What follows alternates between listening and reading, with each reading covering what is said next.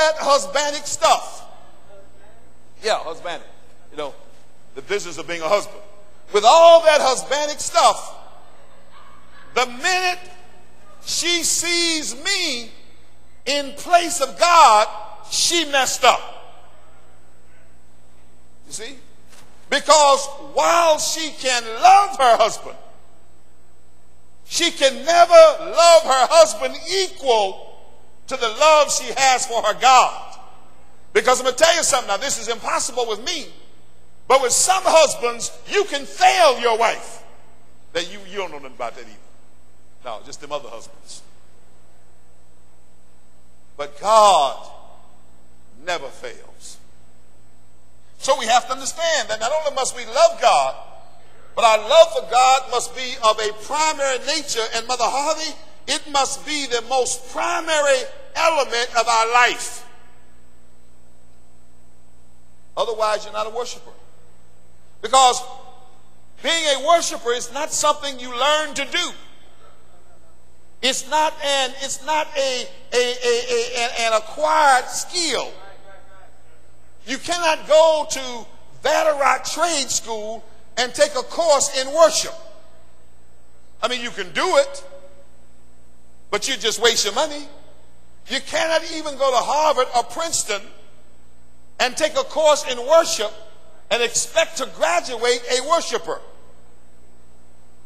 You may take the course, you may graduate, but you will still not be a worshiper by virtue of your course. Then how in the world can we become worshipers? Understand this. Being a worshiper is an automatic process that results from you reaching a certain level in your lifestyle.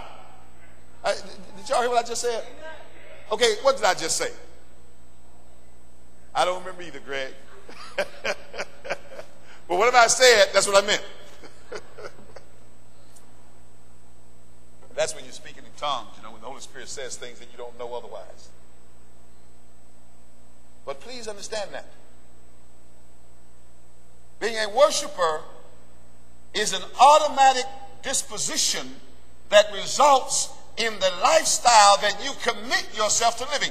In other words, when you reach the level of love towards God, when you reach a level where God is the most important thing in your life, where God is primary, where God is everything there is to you, then you will automatically ascend to a level in terms of your Hamilton relationship that the automatic result, thank you, Leslie, is worship. What is worship? We're talking about the makeup of worship, but what is worship? Worship is the process of adoring the object of that worship. The process of adoring. I worship my house. I adore it. And because I adore my house, I spend every spare minute I get out in the yard making it beautiful, inside making it beautiful, adding stuff, doing stuff. I work so I can buy stuff for my house. I wake up on Sunday morning so I can do something around the house. I rush home from work so I can do something around the house. I balance my checkbook so as to have money left to do something for the house. I worship my house. Now, I don't mean, that's not my personal testimony. But there are people who live that way. They worship. They worship. Their love for that object is so strong that it dictates their activities. And that's what worship is. Worship is when you rise to a level in terms of your love for God. That's why Jesus said, if you love me, there is no question, but you will do what? Obey me. You'll keep my commandments. If you love me, you don't even have to try to keep them. They become the dominant characteristic of your mindset. And in fact, if you love me, you have to work hard not to keep them. You know, years ago, I entered into a contest. I think it was the Post-Dispatch or somebody who had a contest, the worst writer contest. They were looking for somebody who could write the worst paragraph in the history of writing. I figured, I can do that. I just speak my regular language. You know, that'll be easy. I mean, I was born in the hood. I was raised in the hood. I know how to speak, what is it called, Ebonics?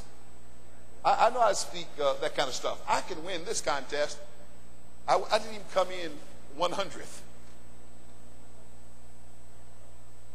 The guy who won this contest, he won it. He got $10,000 and all the stuff that went along with the contest. The guy who won the contest was a professor of English at either WashU or St. Louis U. He had a doctorate degree in English composition. He was an expert in knowing how to put words and sentences and syntax and all that stuff together to say nothing the worst way you can say nothing. Kind of like Jennifer. Jennifer has become an expert in being a criminal. She has a doctorate degree in criminology. Best criminal in town now. She can criminalize without thinking anymore. Don't you have a doctorate in criminology? Criminology, which makes her a great criminal. So this guy had a doctorate in English composition. And I read his paragraph, his little one-paragraph article. And I ain't lying. The only way he could have said less was to written more. This man said absolutely nothing and said it throughout the whole paragraph. Not only was I confused, the newspaper got confused. And there was at the bottom of the article that talked about how you have to become in order to win this contest. It said the first thing you have to do in order to become the worst writer is you have to master writing to begin with. You have to know all the rules of grammar, all the rules of writing, all the rules of composition. Because you got to know how to deliberately break those rules. So when you really come to love God to the point of being defined as a worshiper, you, in order to violate God, you have to work really, really hard to do what non-lovers and non-worshipers do every day. And that's the difference. It becomes a way of life. It becomes a way of life because you've been saturated by that worship motif. You think it, you dream it, you eat it, you smell it, you taste it.